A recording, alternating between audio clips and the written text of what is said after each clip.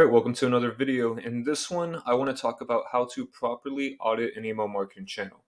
I want to share this with you on how to actually properly audit an email marketing channel because it's very important that you know how to do this. It does a variety of things, such as giving you confidence in generating results for your account, to know precisely what you can do for quick wins right off the bat, and to bet on a winning horse, which is vital for your success, along with many other things. So let's jump into it. It's going to be a quick one. First thing that I like to check is the email revenue. This is the first indicator of an account being worth pursuing because you'll know from your own experience whether or not you can truly serve them. Typically, I like to get my email accounts into the 20 to 30% range, and usually it's more than that. So if I see an account that is on the higher end of that range, then I typically won't work with them unless I see room for improvement in other areas. Okay.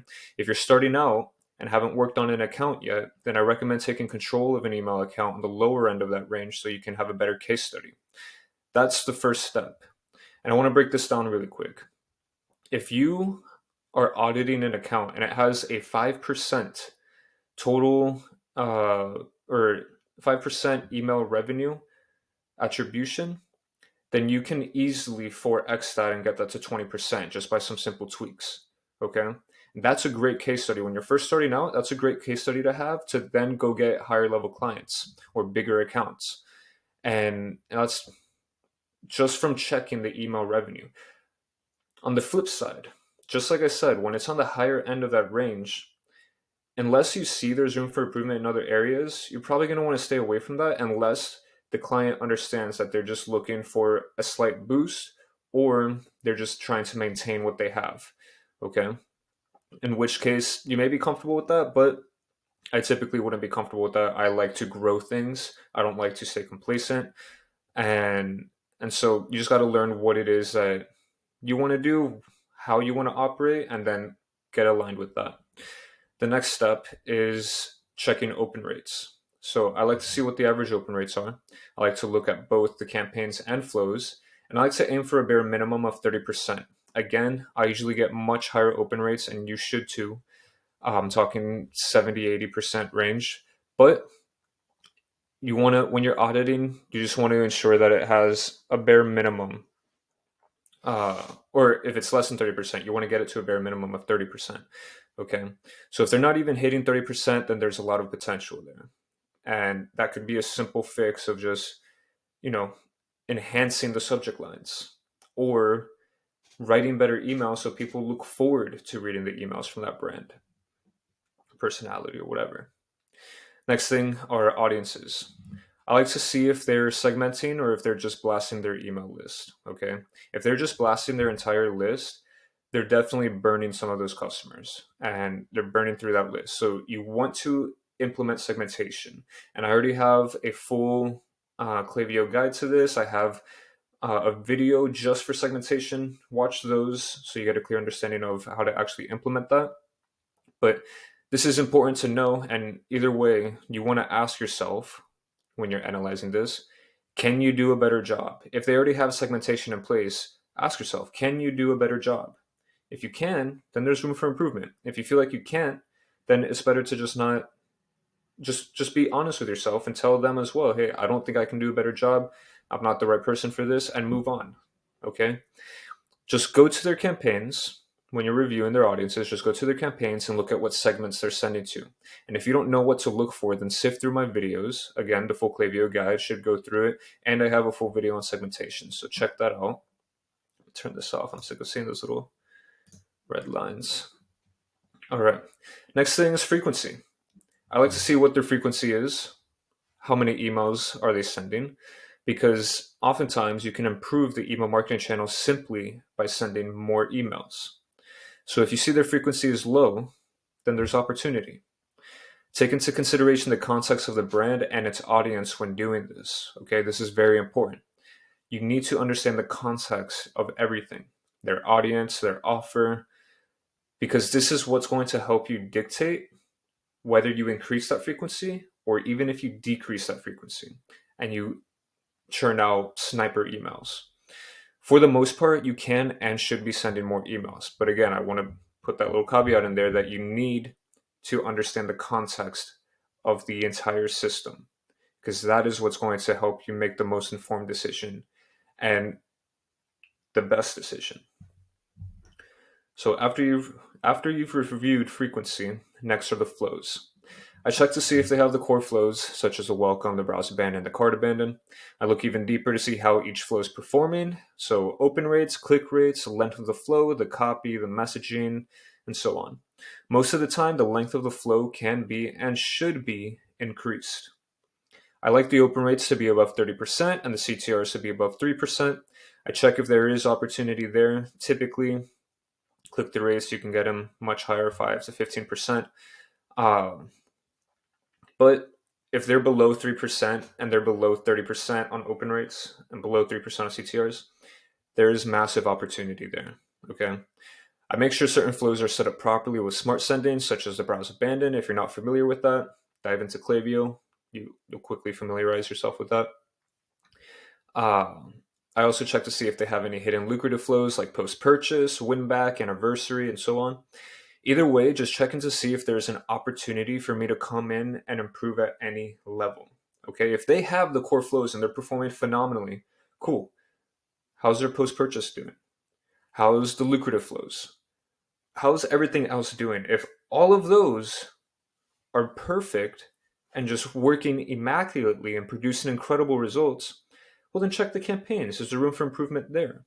Okay, you can even see in the general like home dashboard area, you'll see whether what the attribution is and email sales split between flows and campaigns. And you can look at it and say, oh, flows is dominating. So what's going on with campaigns? What can we do so that's a 50-50, or even campaigns is making more money than what the flows are? So that's what you want to check on. I also check to see if they have any custom flows. I'd say 99% of the time, brands don't. Okay.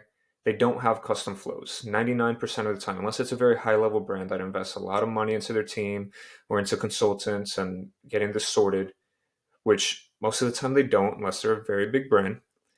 And even then, I'd say half the time they don't. They don't have custom flows, and custom flows essentially are flows that you're creating based on the customer journey that they have that you're mapping out.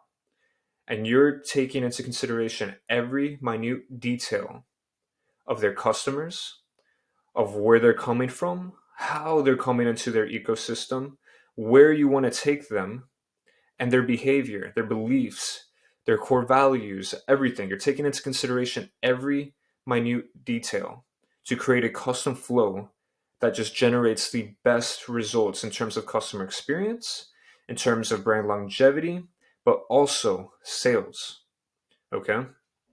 These are the big money making flows that set the brand apart. I'm going to repeat that. Custom flows are the big money making flows that set the brand apart. And if you do it correctly, it even grows the email list organically. Now, I'll leave it at that. It's just very important. It does way more than just make sales for the brand. Okay? So take that into consideration. Sign up forms. I like to see if they have any.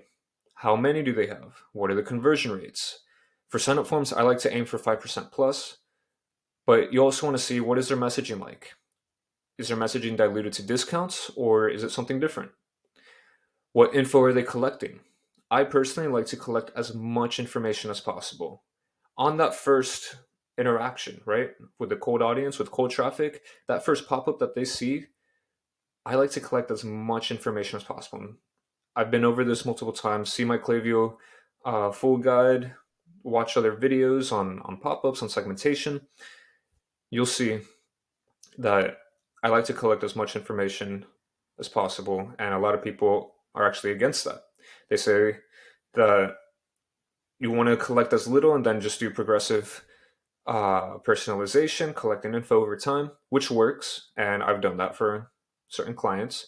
But again, you have to understand the context of things. If you're able to collect as much as possible up front, do it, because it makes your life easier and it allows you to convert quicker at a higher level and give a better customer experience, which is the whole point of email, to give a better customer experience and generate more sales. I also like to see what their copy is like. Is it subpar? Can it be improved? What's their experience like for the customer? And is there any segmentation implemented on these pop-ups? Most of the time, there is no segmentation implemented. They have one simple pop-up to cold traffic, but you should be leveraging sign-up forms for all different angles, all different touch points, and all different customer experiences. Okay. Additional things I do. So we're coming, this is the end. Additional things I do. What I'll do is I'll note the things that stand out to me throughout the whole process. If there's something that it just stands out and I'm just like, no, this needs to be improved, I notate it. I'll read through the emails to get a feel for their messaging and so on. If you're working with an experienced brand, an established brand, there'll be a lot to read, but that's what's going to set you apart as a service provider or an email marketer, is actually going that extra mile. And if they have 100 emails, you're reading every single word of each of those 100 emails so that you can figure out what to do best and what to improve on to generate the best results. So I do that. I'll sit and I'll read through emails to get a feel for their messaging. I'll look at their offers. Are they discounting all the time, or do they have strong and unique offers? Because if they don't have good offers, there's room for improvement. Is the branding congruent? Is it congruent between design, between copy, between offers, between their site? Okay. You want to ensure that the branding is congruent. The fonts, even those little things, they make a difference. They make differences in the subconscious mind of the readers. Okay. What styles of copy do they leverage? Is it always just benefit driven copy? Is it always just pain point copy? Or can you get a little bit elevated in the way you communicate with people? Can you elevate the experience through the written word? If you can, then that's what you want to leverage. There's room for improvement. Insert yourself. Ultimately, what I'm doing is seeing where the opportunities are for me to come in and improve their email marketing channel. That's all this audit is for. Okay? Because think about it. If you can improve open rates, then you naturally will bring up sales. If you improve click-through rates, again, you will naturally increase sales. If you improve branding, messaging, and offers, you will improve the customer experience and get returning customers, thus increasing the profitability of the brand. And if you do all these things, then you are simply scaling the brand with profitability and owned traffic that doesn't cost money. Okay, and this is massive.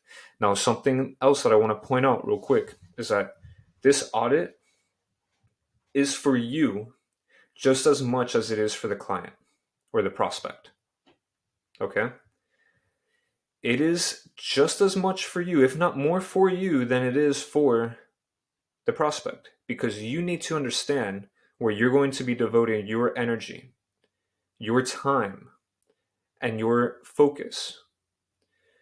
Because if you bet on a losing horse, you're only going to stress yourself out, you're going to make yourself look bad, and it's not going to be the best experience. But if you can do all of this and increase the odds that you will succeed and generate results, you're then betting on a winning horse. You're then making your life easier. You're then allowing yourself to grow and to scale the brand, to build good relationships, and to then leverage all of that experience, all of those results, to then get the next client. And this is very important. Bet on a winning horse. It may be tempting to sign a client who's ready to pay $3,000, $5,000 a month, but they're not in the best position. And they're not even in the position to be growing. Let's say you scale them up, but they don't handle the logistics. They can't handle the logistics correctly for scale or at scale. Don't do that. Okay? Be patient and get the right people for you to serve, and your life will be easier. Your clients will be happier. The relationships will be more authentic. And everything will just flow in the most perfect way possible. So that's it. I just wanted to share with you how to properly audit an email marketing channel for the prospect's benefit and for your benefit. And sorry, one more point. This is the thing.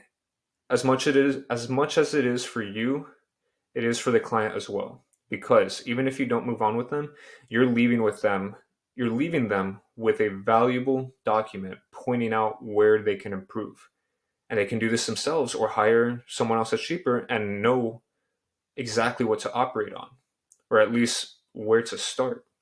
And so this is valuable. You could easily sell an audit for $500, and you can even do that to filter out certain people, serious people from non-serious. But this is important, and you can break this up in so many ways in terms of leverage, and just figure out what works best for you, leverage it, and then execute. See you in the next one.